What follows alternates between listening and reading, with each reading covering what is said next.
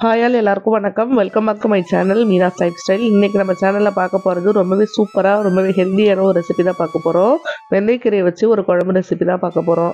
இந்த ரெசிபி பண்ணுறதுக்கு ஃபஸ்ட்டு கடாய் அடுப்பில் வச்சுட்டு 1 ஸ்பூன் அளவுக்கு நல்லெண்ணெய் விட்டுக்கிறேன். இதில் 1/2 ஸ்பூன் அளவுக்கு சீரகம் சேர்த்துக்கலாம். சீரகம் நம்மளுக்கு நல்லா பொரிஞ்சு வந்ததுக்கு அப்புறமா எடுத்து வச்சிருக்க பூண்டு சேர்த்துக்கலாம். பூண்டு வந்து பார்த்திங்கன்னா ஒரு 7 பல் அளவுக்கு நான் எடுத்து வச்சுருக்கேன். அதையும் சேர்த்துக்கிறேன். சேர்த்து கொஞ்ச நேரம் நல்லா வதக்கிக்கலாம். ரொம்பவே சிம்பிளான ஒரு ரெசிபி தான். டேஸ்ட் வந்து அவ்வளோ சூப்பராக இருக்கும். கண்டிப்பாக ட்ரை பண்ணி பாருங்கள். பூண்டு ஓரளவுக்கு நல்லா வதங்கி வந்ததுக்கு அப்புறமா நான் ஆல்ரெடி வந்து வெந்தயக்கீரை க்ளீன் பண்ணி வச்சுருக்கேன். அதை வந்து இதில் சேர்த்துக்க போகிறேன். இனிமேல் வெந்தயக்கீரை கிடச்சிது அப்படின்னா கண்டிப்பாக இந்த ரெசிபி ட்ரை பண்ணி பாருங்கள். டயபெட்டிக் இருக்கவங்களுக்குலாம் ரொம்பவே நல்லது. ஸோ வந்து பார்த்திங்கன்னா நான் வெந்தயக்கீரை சேர்த்துட்டு நல்லா வந்து வதக்கி விட்டுக்க போகிறேன். இதிலே வந்து வெந்தயக்கீரை நல்லா நம்மளுக்கு வந்து வதங்கி வந்துடணும். ஸோ கொஞ்சம் நேரம் நல்லா வதக்கிட்டு இருந்தீங்க அப்படின்னா இந்த மாதிரி பாருங்கள் ரொம்பவே கம்மியாயிடும். ஸோ நீங்கள் ஒரு கட்டில் கூட சேர்த்துக்கலாம். நான் வந்து ஒரு கட்டோட கொஞ்சம் கம்மியாக தான் சேர்த்துருக்கேன்.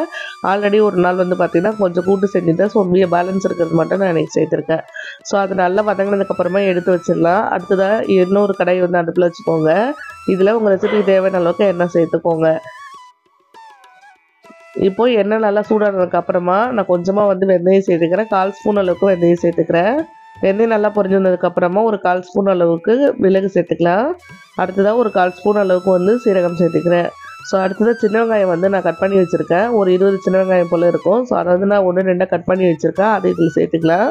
கொஞ்சம் பெரிய சைஸாக இருந்ததால் 1-2 கட் பண்ணியிருக்கேன். குட்டி குட்டியாக இருந்தது அப்படின்னா கட் பண்ணவே தேவையில்ல, அப்படியே சேர்த்துக்கலாம். நீங்கள் இந்த வெங்காயத்து கூடவே ஒரே ஒரு அளவுக்கு கருவேப்பிலை சேர்த்துக்கலாம். நல்லா ஃப்ரெஷ்ஷாக இருக்க கருவேப்பிலை சேர்த்துட்டு எல்லாம் நல்லா பொன்னிறமாக வர அளவுக்கு வந்து நல்லா வதக்கி விட்டுக்கோங்க. நல்லா வதங்கினதுக்கப்புறமா தக்காளி எடுத்து வச்சுருக்கேன். நான் பெரிய சைஸ் தக்காளி ஒரு 3 தக்காளி எடுத்துருக்கேன். அதை இதில் சேர்த்து நல்லா வதக்கிக்கிறேன். கூடவே கொஞ்சம் மஞ்சள்தூள் சேர்த்துட்டு எண்ணெய் பிரிஞ்சு வர அளவுக்கு சூப்பராக வதக்கி எடுத்துக்கோங்க. அடுப்பு கொஞ்சம் லோ ஃப்ளேமில் வச்சு நல்லா வதக்குனீங்க அப்படின்னா எண்ணெய் பிரிஞ்சு வந்துடும். அடுத்ததாக நான் குழம்பு மிளகாத்தூள் சேர்த்துக்கிறேன். வீட்டில் அரைச்ச குழம்பு மிளகாத்தூள் தான் சேர்க்குறேன். இதே நீங்கள் வந்து தனியாக மிளகாத்தூள் மல்லித்தூள் சேர்க்குற மாதிரியாக இருந்தது அப்படின்னா உங்களுடைய காரத்துக்கு தகுந்த மாதிரி வந்து அட்ஜஸ்ட் பண்ணி சேர்த்துக்கோங்க. நீங்கள் மிளகாத்தூள் எவ்வளோ சேர்க்குறீங்களோ அதில் 2 மடங்கு வந்து மல்லித்தூள் சேர்த்துக்கோங்க. கொஞ்சமாக மல்லித்தூளும் நான் சேர்த்துருக்கேன். சேர்த்துட்டு கொஞ்சமாக தேவையான அளவுக்கு தண்ணி வந்து அட்ஜஸ்ட் பண்ணிக்கோங்க. அட்ஜஸ்ட் பண்ணிவிட்டு இதை வந்து நம்ம மூடி போட்டு நல்லா வந்து கொதிக்க விட போகிறோம். அதுக்கு முன்னாடி புளி தண்ணியும் கொஞ்சம் சேர்த்துக்கிறேன்.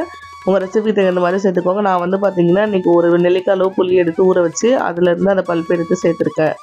ஸோ கூடவே வந்து ரெசிபிக்கு தேவையான அளவுக்கு உப்பு சேர்த்துட்டு நல்லா வந்து அப்படியே வந்து விட்டுறலாம் கொஞ்சம் நேரம். இப்போது குழம்பு நம்மளுக்கு நல்லா கொதித்து எண்ணெய் பிரிஞ்சு வரணும். ஸோ அந்த ஸ்டேஜில் வந்து பார்த்திங்கன்னா ஆல்ரெடி நம்ம வதக்கி வச்சுருக்கக்கூடிய வெந்தயக்கீரை இதில் சேர்த்து நல்லா மிக்ஸ் பண்ணிக்கலாம். இதுக்கப்புறம் 1 நிமிஷம் வந்து அடுப்பில் இருந்தது அப்படின்னா போதும். ஒரு கொதி வந்ததுக்கப்புறம் அடுப்பை ஆஃப் பண்ணிவிட்டு நீங்கள் சர்வ் பண்ண வேண்டியது தான்.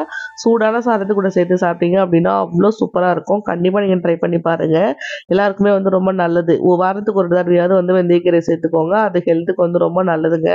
ஸோ வந்து ரெசிபி முடிஞ்சிருச்சு. இதை வந்து நான் எடுத்து சர்வ் பண்ண போகிறேன். அவ்வளோதான். எண்ணெய் மிதக்க சூப்பராக ரெடி ஆகிருக்கு பாருங்கள். ட்ரை பண்ணி பார்த்துட்டு எப்படி வந்ததுன்னு சொல்லிட்டு மறக்காமல் கமெண்ட்டில் சொல்லுங்கள்.